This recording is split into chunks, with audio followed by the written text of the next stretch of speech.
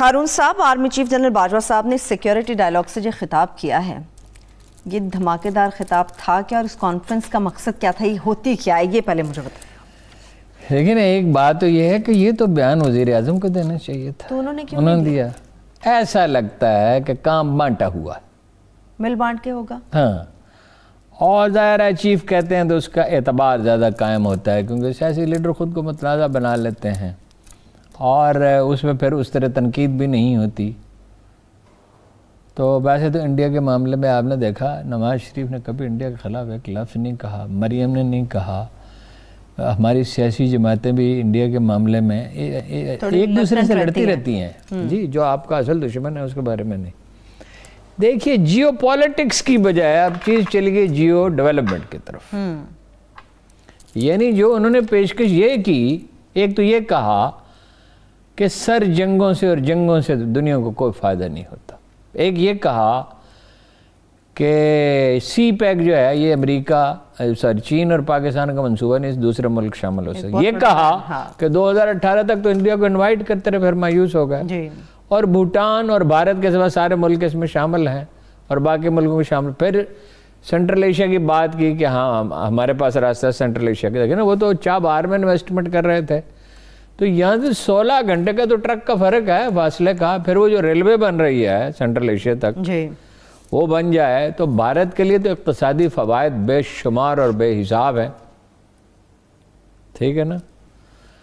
اور وہ کیوں اس طرف نے ان کے اندرونی مسائل، کسان تحریک، اکانومی کی خرابی، کشمیر کی تحریک، علیحدگی کی تحریکیں، کورونا نے بربادی پھیلا دی ہر طرف سے، تو انہیں تو اس میں امکانات نظر آتے ہیں۔ امریکہ نے ایسا لگتا ہے کہ پورا زور لگا دیا اور میسیج دیا بہت واضح، صحیح، ان کا انٹرسٹ ہے نا کہ امریکہ چین سفارہ ہو انڈیا کے خلاف، پھر وہ ان کا تصویراتی حلیف بھی ہے۔ متحدہ عرب امارات نے پس پردہ بہت اہم کردار ادا کیا، اچھا جی، مذاکرات میں، اور بات یہاں تک آ گئی۔ مذاکرات پس پردہ ہو رہے ہیں؟ زبردست مذاکرات ہو رہے ہیں، وہ تو کرائن تھے، میں نے دو ہفتے پہلے نہیں آپ سے کہا تھا، کرائن کیا کہہ رہے ہیں کہ بات چیت ہو رہی ہے، اچانک کیا خاموشی چھا گئی، اور ڈی جی ایم اوز نے جو بیان دیا اس میں کہا پچھلے معاہدوں پر پابندی کی جائے، ڈی جی ایم اوز کا کام ہے۔ یہ حالانکہ یہ سینکشن وزیر اعظم کی اور چیف آف آرمی سٹاف کی سینکشن تھی، وزیر اعظم کی بالخصوص سینکشن تھی، تو یہ بیان جاری ہوا نا، ایسے کیسے بیان جاری ہو گیا؟ ٹھیک بات، بالکل ٹھیک، ٹھیک ہے نا۔ اب امریکہ کا وہ دیکھیں نا، بنانا تو وہ چاہتا ہے انڈیا کو علاقے کا تھانے دار، اور میرا یہ گمان ہے، یہ ہے میرا گمان، میرے پاس کوئی خبر نہیں کہ کوئی انسینٹیو تو انہوں نے پاکستان کو آفر کیا ہوگا نا امریکیوں نے۔ اگر یہاں کوئی دانا حکومت ہوتی تو پہلے ہی اس پہ کام کرتی کہ انڈیا یا چین یا انویسٹ کر رہے ہیں، آپ بھی کر سکتے ہیں۔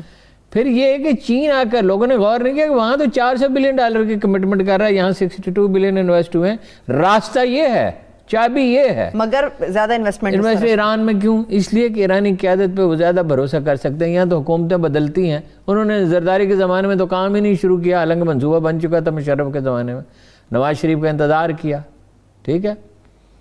بلکہ میں آپ کو پوری ذمہ داری سے کہتا ہوں کہ ایک بہت برا وقت آیا تھا، خدا کا شکر ہے کہ پاکستان اس میں سے سلامت گزرا اور بڑی شان سے گزرا، کہ یہ تھا کہ پاکستان بلوچستان کو علیحدہ کرنے کا اجیت دوول وغیرہ اعلان کرتے تھے، اور ایسا لگتا تھا کہ بلوچستان میں تو بھتہ لے رہے ہیں علیحدگی پسند، اور قتل و غارت ہو رہی ہے، پراپر یہ کام ہو رہا ہے، اور چینی یہاں تک سوچنے لگے کہ خدا نخواستہ پاکستان کو نقصان پہنچ جائے تو چاہے افغانستان کے راستے جانا پڑے گوادر جائیں گے۔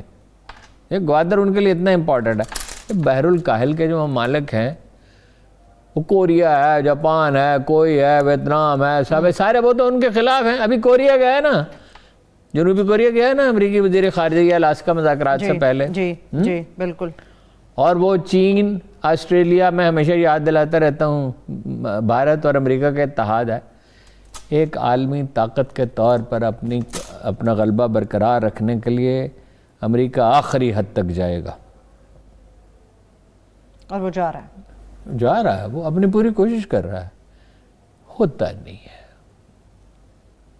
ہوتا نہیں۔ قرآن کی 2 آیتیں ہیں، پورا سچ اگر جاننا ہو تو وہ اللہ کی کتاب میں لکھا ہوا ہے، لِكُلِّ أُمَّةٍ أَجَلٌ، ہر گروہ کے لیے ہم نے موت لکھ دی ہے. وہ ایک قوم ہو، قبیلہ ہو، ملک ہو، معاشرہ ہو، سپر پاور ہو، ساری تاریخ سپر پاور کا قبرستان ہی ہے نا.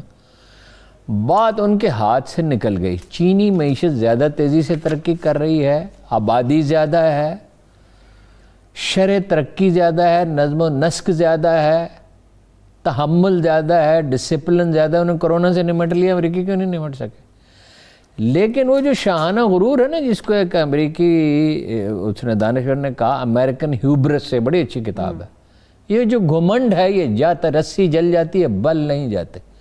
کوشش وہ پوری کریں گے لیکن اب نہیں ہو سکتا. قرآن کی ایک دوسری آیت یہ ہے، ہم کسی قوم کو اس وقت پکڑتے ہیں جب اسے اپنی معیشت پر ناز ہو جاتا ہے.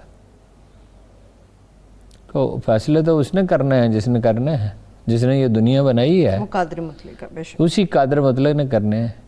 چین کو اب نہیں روکا جا سکتا، اب رکنے کا نہیں ہے. البتہ یہ ہے کہ خوفزدہ ہیں چین سے، جاپان سے تلخی کی تاریخ ہے، کوریا، جنوبی کوریا سے ہے، ویتنام سے ہے اختلافات، اور جو امریکی حلیف ہیں وہ ابھی تعداد میں زیادہ ہیں، وسائل میں زیادہ، لیکن یورپ نے معاہدے کر لیے چین سے انویسٹمنٹ کے. اچھا باجوہ صاحب نے یہ اسٹیٹمنٹ کیوں دی ہارون صاحب؟ مناسب آپ بتائیں کہ انہوں نے کہا کہ جی امریکہ کے خلاف نہیں ہیں ہم. نہیں، یہ تو ٹھیک کہا نا، ہم امریکہ کے خلاف نہیں ہیں. امریکہ انڈیا کا جو تصویراتی حلیف ہے، تو چین ہمارا تصویراتی حلیف ہے، مگر ہم امریکہ سے لڑائی جھگڑا تو نہیں چاہتے، تصادم تو نہیں چاہتے. یہ بات انہوں نے ٹھیک کہی. اب یہ ہے کہ اس میں پالیسی میں ایک شفٹ کا احساس ہوتا ہے، عالمی برادری کو مطمئن کرنے کی کوشش ہے. ٹھیک. اب اس میں ایک معاملہ ہے ایسا کہ جس کا کوئی ذکر کسی نے کیا ہی نہیں. سیاسی پارٹیوں نے، دانشوروں نے، میڈیا نے. ہمارا میڈیا تو اللہ کے بدل سے کچھ نہ کچھ پی کے سویا رہتا ہے.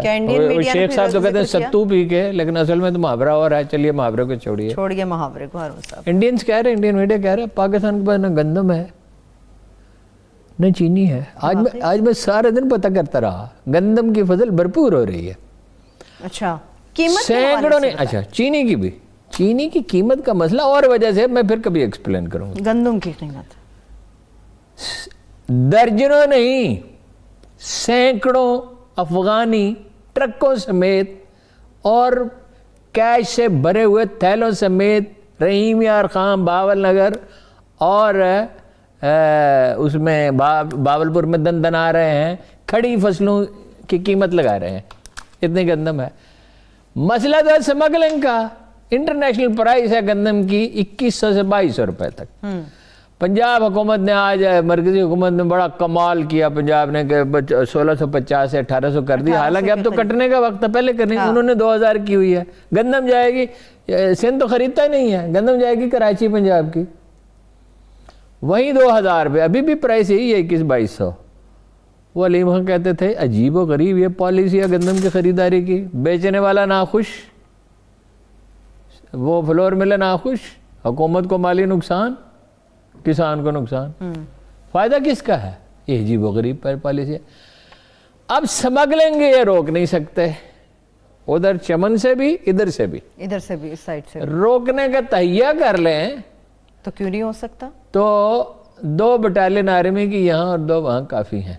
وہی کافی. اچھا گندم بھیج رہے، گندم افغانستان کو دینے میں ہمیں اعتراض نہیں ہونا چاہیے. نو، سمگلنگ پہ اعتراض ہے ہارون صاحب. ہم سے خریدیں، آپ انہیں دیں، آپ کو زر مبادلہ کمائیں. یہ بیچ میں جو ہے ایک آدمی آتا ہے واسکٹ میں اپنے چیک ڈالے ہوئے یا پے آرڈر ڈالے ہوئے یا ایک 4 ویلر پہ، اور وہ پیسے دے کے کسانوں سے لے جاتا ہے بوریوں میں. یہ ملک ہے، یہ چراگاہ ہے. آخری 3 اس سوال کا جواب دیں عمران خان صاحب، یہ ملک ہے یا چراگاہ ہے؟ سوال یہ ہے بیچ میں. یہ پالیسی تو بنا لی، سینٹرل ایشیا تک رسائی بھی اور یہ بھی. یہ 5 اگست والا مطالبہ پورا ہوگا جو کہا ہے کہ 5، سوال ہی پیدا نہیں ہوتا. یہی تو اصل جڑ ہے ہارون صاحب. مودی کی پالیٹکس ہی ختم ہو جائے گی. تدبیر کنند بندہ، تقدیر کنند خندہ. ہوگا بھائی جو مالک کا منظور ہے. کشمیریوں کے ساتھ بے وفائی نہیں ہو سکتی. دیکھیے جی بنے گا کیا؟ نہیں بنے گا کیا؟ وہ قرآن کریم میں لکھا ہے جنہوں نے جہاد کیا اور ہجرت کی وہ کامیاب ہوں گے. وہ تو انڈیا تو خود ایسی صورتحال کی طرف جا رہا ہے, یہ تو وقتی سنبھالا اسے شاید مل جائے. بات یہ ہے کہ یہ کم از کم جو ہے وہ 5 اگست کی پوزیشن پہ واپس جائیں.